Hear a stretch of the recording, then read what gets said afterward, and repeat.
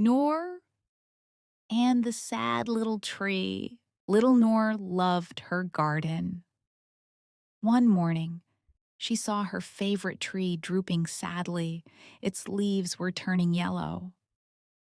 "What is wrong, little tree?" she whispered. Noor looked around. There was litter everywhere, plastic bags and bottles all over the ground. "The earth is hurting," she said. "I will help her." Noor picked up every piece of litter and put it in a big bag. Then she watered the sad little tree gently. "Don't worry," she said softly. "I will take care of you." Noor called her friends. Together they planted new trees, watered the flowers, and cleaned the whole garden. They laughed as they worked. "Taking care of the earth is fun," said Noor.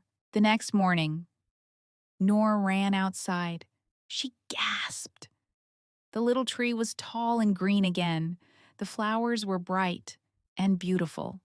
The garden was clean and happy. Noor hugged the little tree and smiled her biggest smile. "Happy Earth Day," she said. "The earth is our home. Let us take care of her."